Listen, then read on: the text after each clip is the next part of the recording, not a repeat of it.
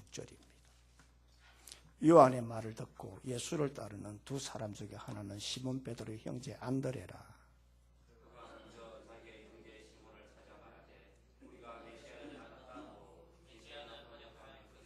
데리고 예수께로 오니 예수께서 보시고 이르시되 내가 요한의 아들 시몬이니 장차 게바라 하리라 하시니라. 게바는 번역하면 베드로라.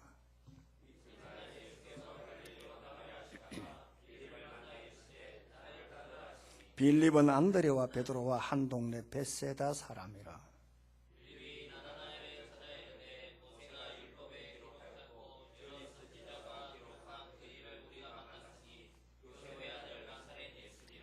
다 같이요. 나다나엘 이르되 나사렛.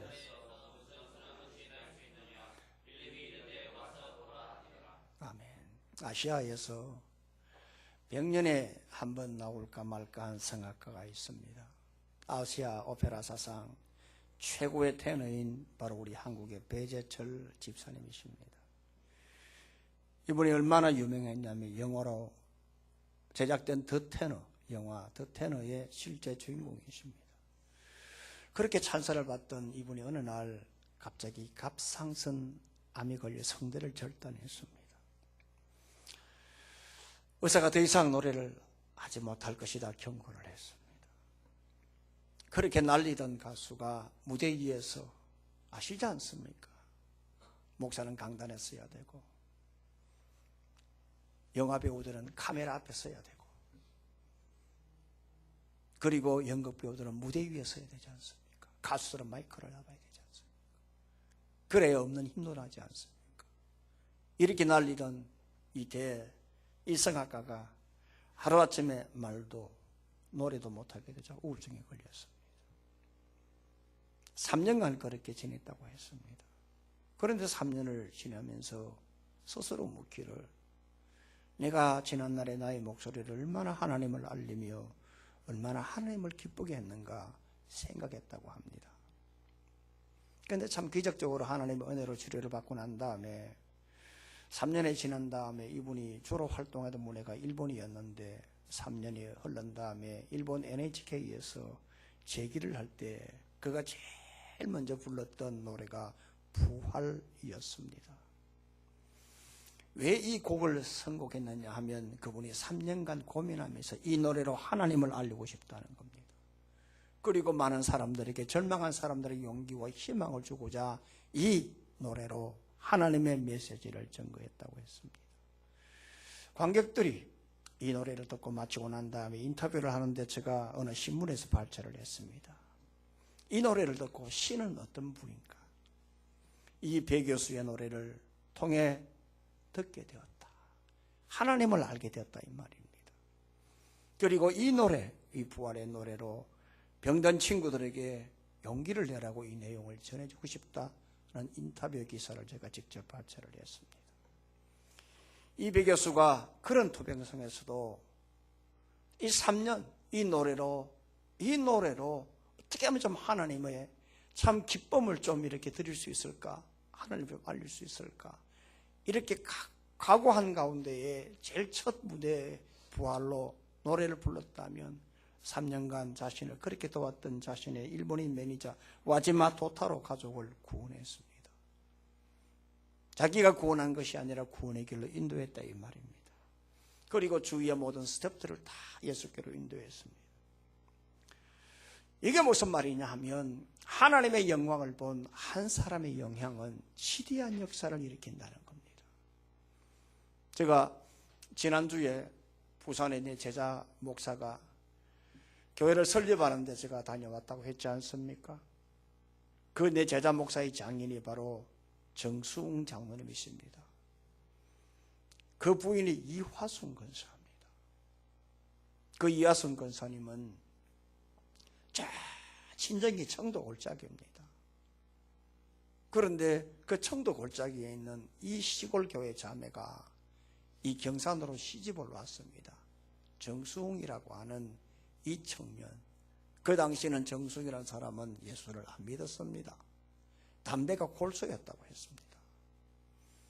그런데 시집을 와서 이분이 남편 전도했습니다. 그 다음에 시댁 식구들 다 전도했습니다. 그리고 임신했을 때 하나님 아들이면 주의 종으로 바치겠습니다. 성기도를 했습니다. 이거 실화입니다. 저 아내가 저 뒤에 앉아있는데 이 너무 잘하는 얘기입니다. 그 아들 이름이 정광훈입니다.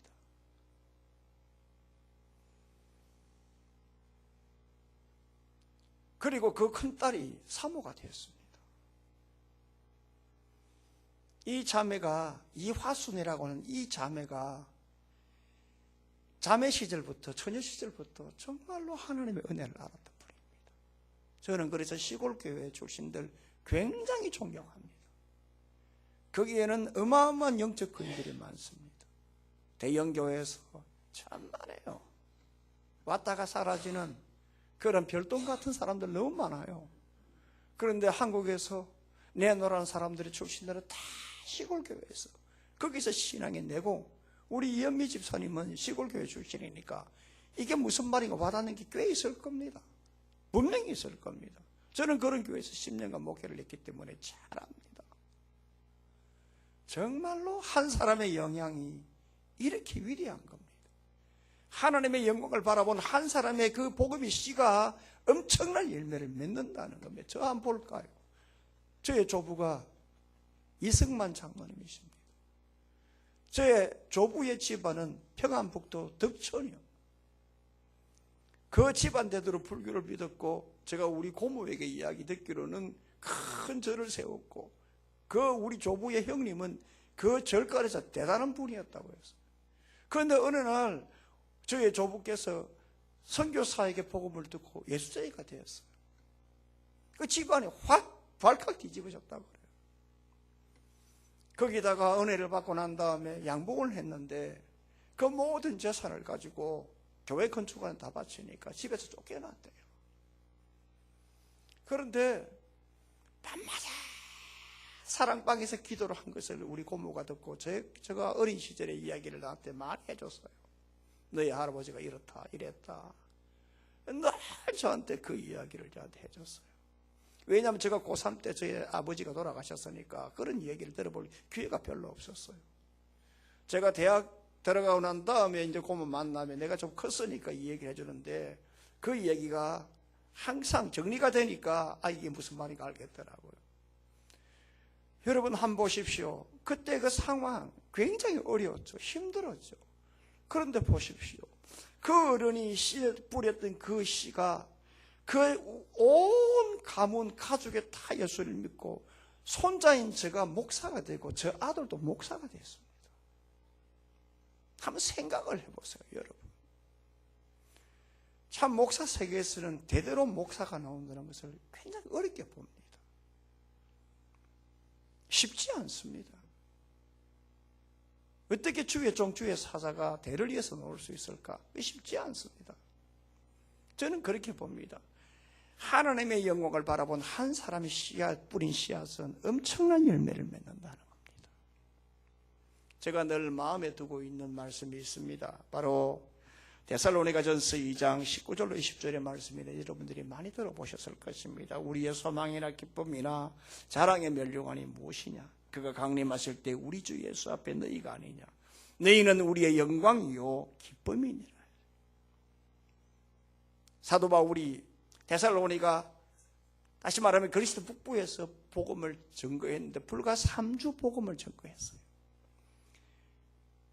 얼마나 많은 사람들의 복음을 들은지 알 수 없지만 분명한 것은 극소수의 복음에 그 은혜를 받았던 사람들, 이 사람들이 은혜를 받고 막 동네방네 다니면서 막 복음을 증거한 거예요.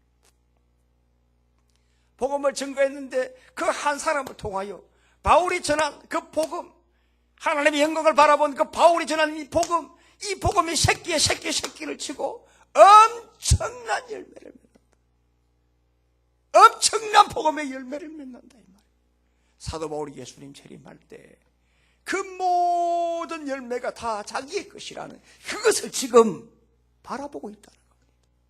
엄청난 것을 내가 한 사람 증거했는데 주님은 나중에 저 사람도 너가 아니요, 내가 저 사람 생면부지 아니야. 내가 김현미란 사람에게, 김현미는 이현미란 사람에게, 이현미는 황은비란 사람에게 계속 다 너가 전도한 사람. 바울은 이 환상을 바라보고, 이걸 바라보고, 미래에 나타날 이걸 바라보고, 바로 너희가 나의 기쁨이요 영광이라고 했다. 한 사람, 하나님의 영광을 바라본 한 사람이 뿌린 그 복음의 씨앗이 이런 엄청난 역사를 만든다, 나타낸다, 맺게 한다, 그 말씀을 합니다. 그러므로 여러분, 시작은 한 사람입니다. 나 한 사람. 내가 무엇을 바라보느냐가 굉장히 중요합니다. 내가 세상을 바라보느냐, 예수 그리스도에서 하나님의 영광을 바라보느냐, 여기에서 시작된다는 걸 아시고, 하나님의 영광을 바라본 한 사람이 그 뿌린 씨앗, 주의 영광의 은혜를 받은 사람은 가만히 있을 수 없잖아요. 사람이 쿡 찌르면 툭 튀어나온 말이 진심이잖아요. 예수를 충만하면 툭 찌르면 예수 소리가 저절로 나오지 않습니까?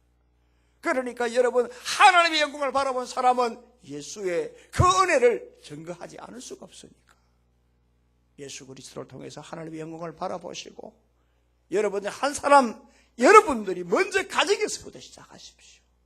그렇게 해서 여러분들의 복음이 씨는 뿌린 그 복음의 씨앗이 여러분들의 가문을 적시고 주위를 적셔서 그야말로 물이 바다를 덮은 것과 같은 그 은혜가 여러분들의 그 복음의 열매로 충만되기를 주의 이름으로 축원합니다. 그러면 우리가 예수님에게서 하나님의 영광을 보려고 하면 제일 먼저 계속적으로 예수님의 이름을 선포하십시오. 계속적으로 복음을, 예수 이름을, 복음을 선포하십시오. 자, 다 같이 한번 41절을 다 같이 읽습니다. 시작.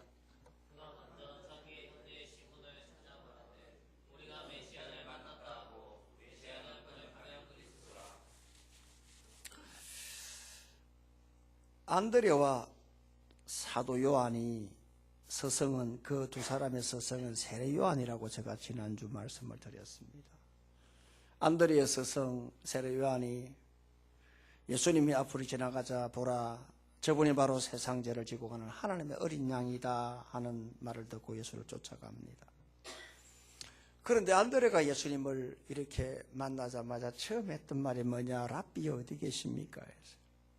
서성으로부터 처음 들을 때는 바로 저분이 생명을 구원할 메시아다 고 했는데, 그는 예수님 만나자마자 랍비어라고 말을 했습니다. 그런데 여러분,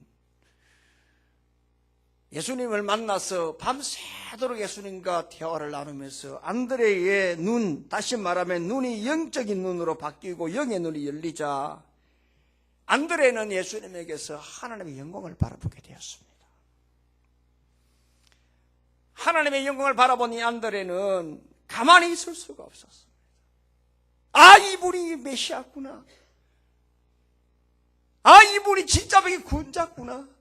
영광을 바라본 겁니다. 가만히 있을 수가 없었습니다. 딸같이 자기 형제 베드로를 찾아가서 바로 내가 메시아를 만났다, 복음을 전했습니다. 내가 구원자를 만났다. 메시아는 모든 죄인을 십자가에서 구원할 구원자요, 하나님의 아들이란 뜻입니다. 이분이 바로 그리스도요, 이분이 바로 구원자요, 이분이 우리의 죄를 십자가에서 구원하실 바로 그 주인공이라는 겁니다. 안드레는 베드로를 만나자마자 다른 말 하지 않고 복음을 전거했습니다. 애꿎습니다. 이처럼 하나님의 영광을 바라본 안드레 이 한 사람을 통해서 복음이 시작된 겁니다. 하나님의 영광을 바라본 오늘 이 안드레 이 한 사람으로서 그냥 끝나는 것이 아니라 계속해서 복음이 전거된다는 것입니다. 여러분, 베드로가 복음을 들었습니다. 예수를 영접했습니다. 예수님을 만난 이 베드로 보십시오. 이 베드로 역시도 예수 그리스도에게서 하나님의 영광을 바라보았습니다. 그가 예수님에게서 하나님의 영광을 바라보자 그가 얼마나 충만했고 얼마나 기뻤던지 가만히 설 수가 없어서 사도행전 2장을 보게 되면 너희가 십자가에 못 박은 이 예수를 하나님이 주와 그리스도가 되게 하셨느니라. 유대인이 이 말을 듣고 마음이 찔려 형제들아 우리가 어찌할꼬? 라고 했을 때에 베드로가 하는 말이 너희가 회개하여 각각 예수 그리스도의 이름으로 세례를 받고 죄사함을 받으라. 그리하면 성령의 선물을 받으리라 했어요. 여러분 보십시오. 예수 그리스도에게서 하나님의 영광을 바라본 안드레 이 한 사람이 베드로에게 복음을 전거했습니다. 복음을 들은 이 베드로가 예수 그리스도에게서 하나님의 영광을 바라보았습니다. 그러자 오늘 이 베드로가 수많은 유대인들에게 복음을 전거했을 때 하루에 3천, 5천이 뒤집어지는 역사가 나타났어요. 하나님의 은혜를 받은 한 사람, 예수 그리스도에게서 하나님의 영광을 바라본 이 한 사람이 뿌린 이 복음의 씨앗이 얼마나 많은 열매를 맺는가 우리는 알아야 합니다. 나는 누군가? 나는 어떤 사람인가? 오늘 우리 저 수많은 사람이 있어도 하나님은 한 사람을 찾습니다. 그 가운데 자기의 자녀 복음을 증거할 사람, 내 가정에 한 사람이 누구냐? 바로 나다고 하는 거예요. 내 직장에서 한 사람이 누구냐? 바로 나다. 나 한 사람, 하나님의 영광을 바라본 이 나 한 사람이 뿌리는 그 복음의 씨앗은 가름할 수가 없습니다. 내일 어떤 일이 일어날 줄 모릅니다. 미우라 아야코를 여러분 아시죠? 빈점하면 미우라 아야코 아닙니까? 이 사람은 살아있으나 산송장입니다. 거럭다리는 병동입니다. 척추 카리에스, 파킨슨병, 덜덜 떠는 파킨슨의 직장암의 대상포진의 심장병에 13년 동안 폐병을 앓았어요. 이게 사람입니까? 산송장이지. 걸어다니는 것보다 누워있는 시간 훨씬 많았던 사람이에요. 여성이었어요. 그가 누워서 내가 어떻게 하면 저 여성들에게, 아니 저 환자들에게 좀 이렇게 복음을 전할 수 있을까? 편지를 쓰죠. 남편을 잘 만나야 되고 아내를 잘 만나야 되는데 이 미우라 아야코는 남편을 정말 잘 만났죠. 폐병으로 각혈을 할 때에 자원봉사 나왔던 청년을 만나 청년이 오히려 청혼을 해가지고 그렇게 결혼해서 예수를 뵙게 됐는데 이 예수 그리스도에게서 하나님의 영광을 바라본 이 미우라 아야코가 은혜를 받고 어떻게 하면 나와 같이 처지에 있는 저 환자를 위로할 수 있을까? 자신이 가장 잘할 수 있는 이 글을 쓰는 것을 매일매일 돌렸어요. 이게 여러분 이 편지 한 장이 조그마한 쪽지 하나가 공명을 일으키고 그 공명이 파동을 일으켜서 수많은 환자가 그리고 전 일본에 복음의 역사가 나타났어요. 하나님의 영광을 바라본 이 한 사람이 뿌린 이 씨앗이 복음의 씨앗이 얼마나 은혜를 주시는가. 여러분 한국 기독교 역사 130년 가운데 대동강 하면 토마스 선교사 아닙니까? 그러나 토마스 선교사 한번 생각해 보십시오. 대동강 앞에 있는 양강도에서 박충곤이라고 하는 그 포졸에게 목이 잘렸어요. 참수당했어요. 그때의 죽음에서까지 한문으로 된 이 성경을 그 포졸 박충곤에게 주면서 이거 읽으라고 했어요. 이거 읽고 예수 믿으라고 했어요. 그리고 쓰러져 죽었어요. 그런데 어느 날 13살짜리 소년이었던 이 최철양이라고 하는 이 소년이 대동강에 우리 한강의 날 다 수영장이었잖아요. 대동강 그 모래사장, 한강 모래사장 얼마나 대단했습니까? 3, 40년 개발되기 전까지만 하더라도. 그 수익으로 갔던 이 최철양이라는 이 조그마한 소년이 거기에서 성경 발견하고 자기 집에 가서 그걸과 도배를 했어요. 자기 집 영안을 했어요. 세월이 흘러서 조모페시라고 하는 선교사님이 평양을 전도하기 위해서 갔다가 그 영안을 보고도 마침 그 집안 보니까 세상에 최철양이 집안인데 그 집안에 성경이 도배가 되어 있는 거 봤어요. 도배지가 성경이었어요. 그래서 이 조모페시 그 사연을 알고 복음을 증거했는데 이 최철양이가 조모페시로부터 복음을 듣고 여러분 우리 한국 기독교 사상 제일 먼저 장로가 되어졌어요. 세월이 흘러서 세상에 토마스 선교사를 목을 달랑쳤던 참새도 박충건이가 김익도 부흥사에 복음을 듣고 회개하고 예수 믿고 자기 집을 허물로 내놨어요. 토마스 선교사가 뿌렸던 그 한 방울의 피가, 그가 하나님의 영광을 바라보고 예수의 영광을 바라보고 뿌렸던 그 하늘의 씨가 오늘 한국에 1300만, 1200만, 심지어 1000만의 기독교가 생겼다는 걸 알아야 합니다. 여러분, 하나님의 영광을 바라본 한 사람, 그 한 사람이 누군가? 그 한 사람이 누군가? 능가? 난가? 속으로 한번 물어보시오. 나는 하나님의 영광을 바라보았는가? 예수 그리스도의 하나님의 영광을 바라본 사람은 가만히 있을 수가 없는데, 예수 그리스도 통해서 하나님의 영광을 바라보았다면, 내가 바라보았다면, 내가 툭툭 내뱉는 이 복음의 한마디가, 섬기는 문자 하나가, 가자고 전화 하나가, 한번 만나 식사하자고 하는 이 전화 한 통화가 앞으로 어떤 복음의 열매를 맺지 모른다. 하나님의 영광을 바라본 이 한 사람, 안드레 같은 사람, 이 베드로 같은 사람이 되기를 소망한다. 기도하는 마음으로 주 앞에 연락되는 그런 은혜가 있기를 주의 이름으로 축원합니다. 또 하나는 한 사람에게 집중을 하십시오. 41절로 42절을 다 같이 읽습니다. 시작. 그가 먼저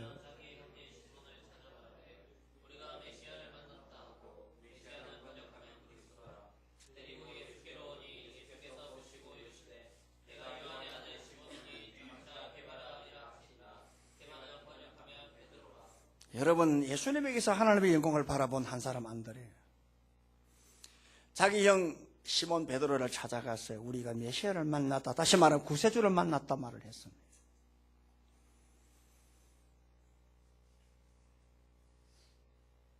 예수님에게서 하나님의 영광을 바라보는 이 안드레는 여러 사람 찾아가지 않았습니다. 한 사람 찾아갔습니다.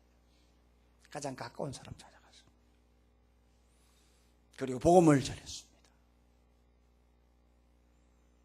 하나님의 영광을 바라본 사람은 제일 먼저 가장 가까운 사람 한 사람을 찾아가는 겁니다. 여러분, 베드로가 예수를 믿었습니다. 베드로 역시도 예수님에게서 하나님의 영광을 바라보고 그가 달려간 사람이 누구냐? 바로 빌립입니다. 빌립에게 찾아갔습니다. 내가 나사렛 예수를 만났다 했습니다. 두 사람 아닙니다. 세 사람 아닙니다. 나다나엘이 먼 나사렛 그 촌동네에서, 후진 동네에서 뭐 선한 게 나겠나? 퉁명스럽게 대답했습니다. 그러거나 말거나 와보라. 손을 잡고 끌었습니다. 나다나엘도 예수를 믿었습니다. 여러분, 이거 보게 되면 복음이 마치 줄 서는 리레이 같은, 이게 바로 기독교 역사 아닙니까? 보십시오. 안드레를 통해서 베드로를 통해서 빌립을 통해서 나다나엘. 이거 여러분 보십시오. 한 사람이 집중하는 거예요. 복음이 처음에 독일로부터 시작되었어요. 그래서 마틴 루터 종교개혁을 통해서 영국으로 갔다가 미국으로 갔다가 지금 우리 동양으로 왔습니다. 동양하면 지금 한국의 기독교지만 실제로는 더 무서워서 중국의 기독교입니다. 이게 앞으로 어디 갈 것인가? 분명히 중동으로 갈 것입니다. 중동, 무슬림으로 지금 꽉 막혀있는 저 벽, 하나님의 능력은 분명히 그것을 넘을 것입니다. 저 선이 넘어지면, 저 장벽이 무너지면 이제는 예수님 재림하는 것입니다. 복음은 한 사람에게 집중하는 겁니다. 여러 사람이 아닙니다. 예수 그리스도에게서 하나님의 영광을 바라본 오늘 이 한 사람, 안드레, 베드로, 빌립, 나다나엘이 한 사람 한 사람 보십시오. 이런 사람의 전도의 집중은 바로 한 사람에게 집중했다는 겁니다. 사도 바울이 복음을 전가할 때 보십시오. 사도 바울이 제일 먼저 빌립보에 갔습니다. 빌립보에서 다른 사람에게 전도 안 했습니다. 비단장수 루디아에게 집중으로 복음을 전도했어요. 사도 바울이 빌립보에서 데살로니가 왔습니다. 저작거리에서 집중적으로 한 사람 복음을 전도했어요. 소수의 무리에게 복음을 전도했어요. 많은 사람에게 하지 않았습니다. 사도 바울이 그리고 난 다음에 아테네에 내려왔습니다. 아테네에 내려와 철학자들에게 변론했습니다만 거기에서 여러분들 복음을 소수에게 집중적으로 전거했습니다. 아테네에서 많은 사람 전거했다. 복음이 없습니다. 그리고 난 다음에 고린도에 왔을 때에 고린도에서 1년 6개월 동안 수많은 사람들에게 열매를 맺었으나 제일 먼저 한 일이 뭐냐? 브리스가 아굴라에게 복음을 전거했습니다. 에페소를 건너갔습니다. 에페소 건너고 와서 사도 바울이 복음을 전개했던 장소는 뭐냐? 두란노 성이었고 거기에 소수의 무리들에게 제자훈련을 시켰습니다. 하나님의 영광을 바라본 사람, 오늘 이 한 사람은 바로 소수에 집중하는 겁니다. 한 사람을 찾아가는 겁니다. 선택과 집중입니다.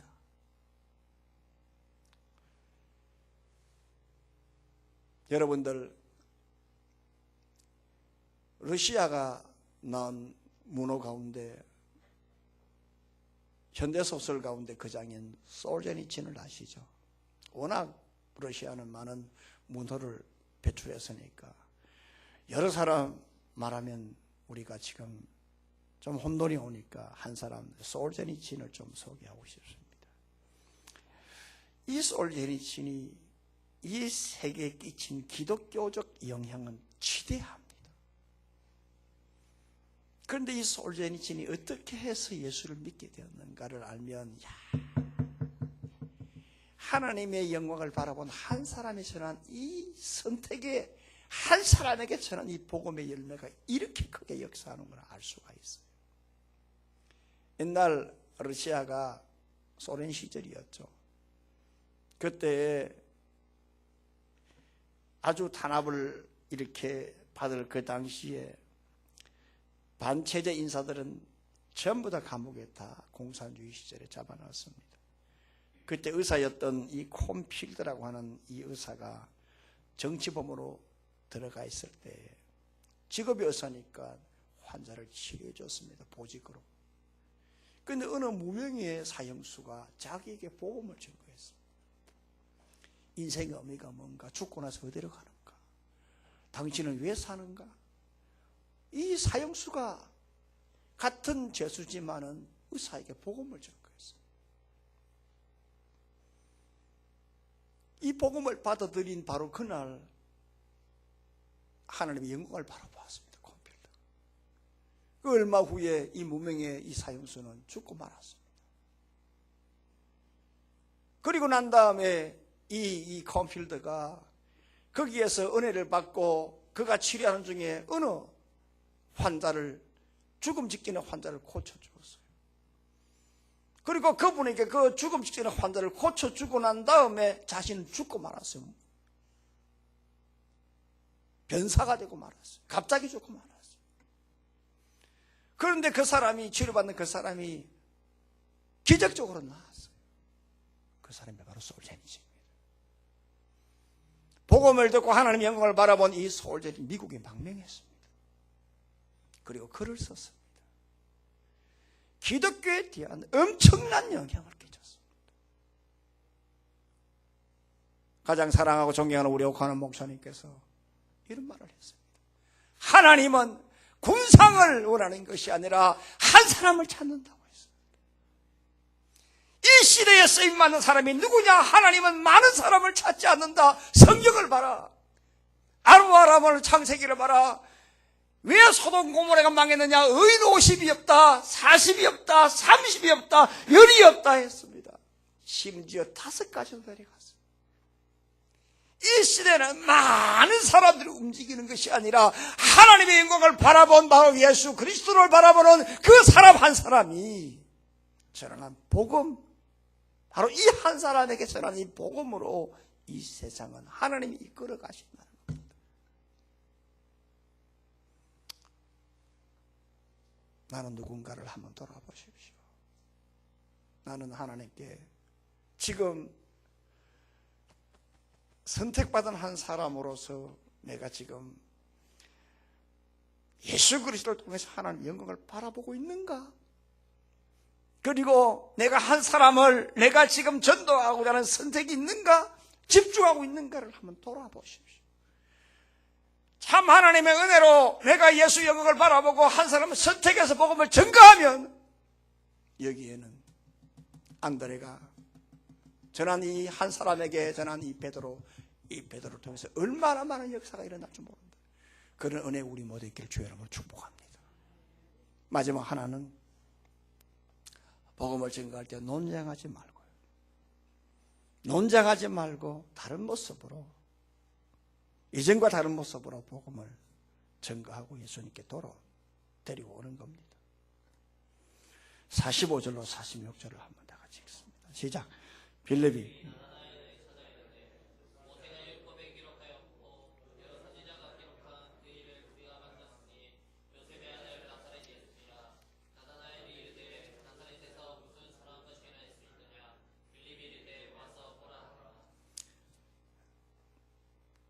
베드로에게 복음을 들은 이 빌립이 가슴이 너무 뜨거워가지고 나다나엘을 찾아가서 우리가 나사렛 예수를 만났다 했어요. 그러니까 이 나사렛 지역을 나는 이 나다나엘이 시큰둥해가지고 뭐 그 동네에 선한 게 나겠느냐. 나다나엘이 볼 때는 빌립이 하루아침에 이상한 사람이 돼가지고 희한한 소리를 하니까 시큰둥했고 뭔가 못마땅했다는 얘기입니다.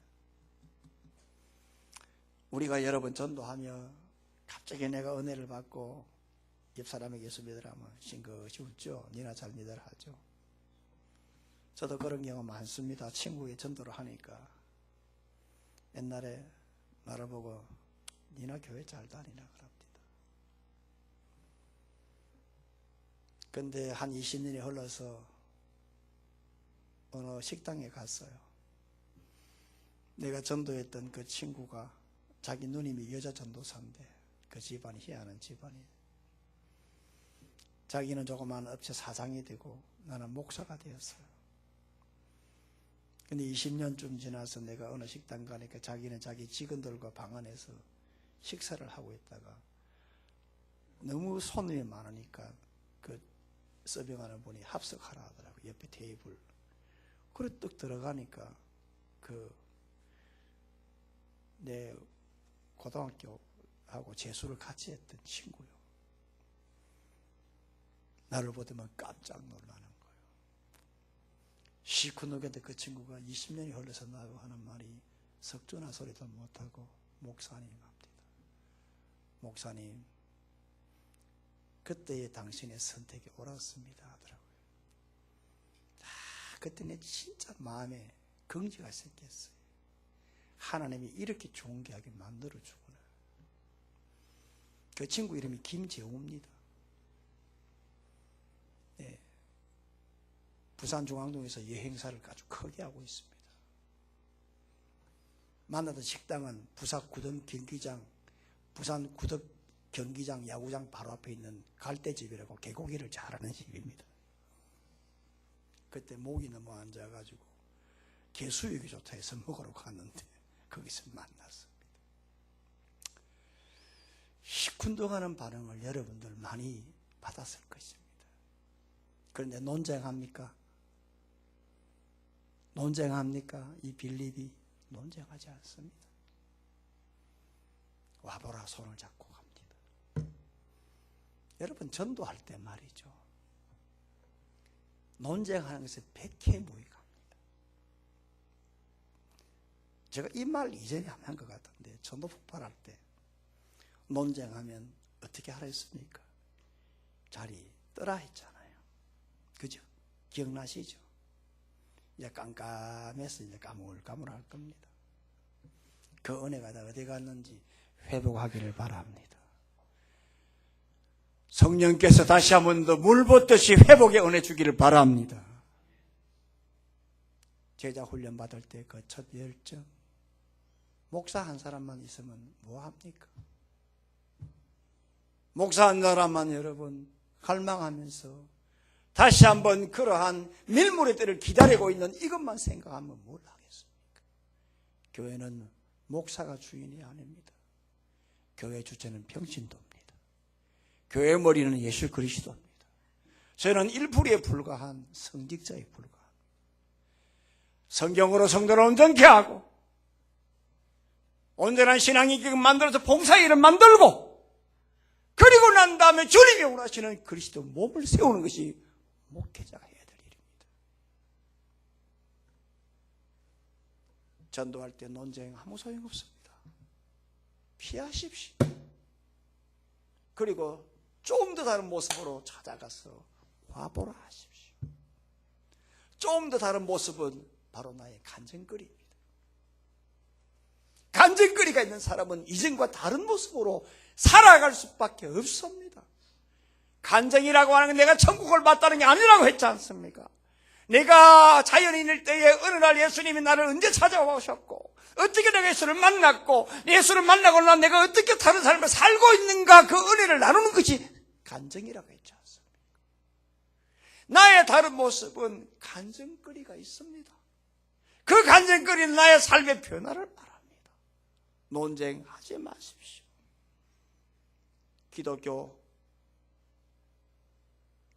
종교개혁이 일어난 지 501년입니다. 작년에 500주년 얼마나 시끄러웠습니까? 난리를 쳤습니까? 세미나 있습니까? 그러나 지금 조용합니다. 교회가 세상을 개혁시켜야 되는데 세상으로부터 교회가 개혁 대상이었어요. 교회가 세상을 변화시켜야 되는데 변화의 대상이 교회입니다. 복음을 전가하면 긍정 반응도 있지만 부정 반응도 있습니다.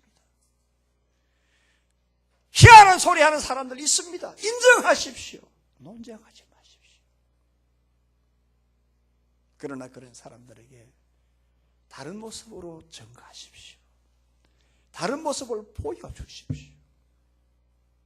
우리가 여기에서 빌립을 통해서 우리가 배우는 교훈입니다. 여러분.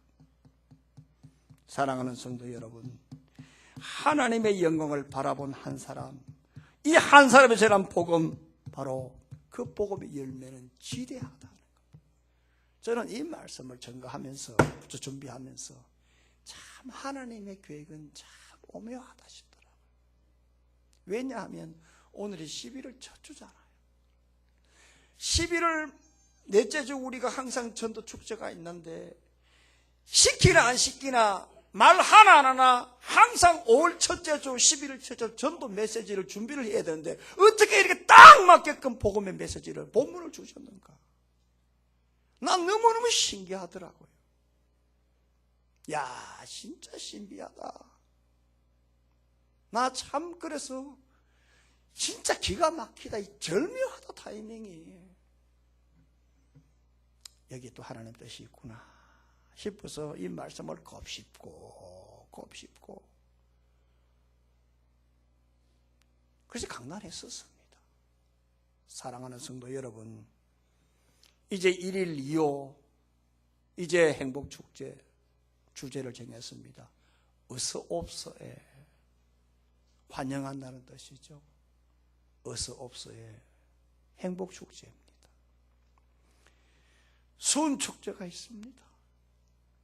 오늘 나 한 사람, 나는 어떤 사람인가를 돌아보기를 바랍니다. 무엇을 말할까? 오늘 이 본문을 통해서 무엇을 말할까? 하나님의 영광을 바라본 한 사람, 예수 그리스도를 통해서 하나님의 영광을 바라본 나 한 사람, 나 한 사람이 뿌린 이 복음의 씨앗의 그 열매는 지대하다고 하는 겁니다. 하나님께 쓰임받는 한 사람 되기를 주의 이름으로 축원합니다. 살아계신 하나님 아버지,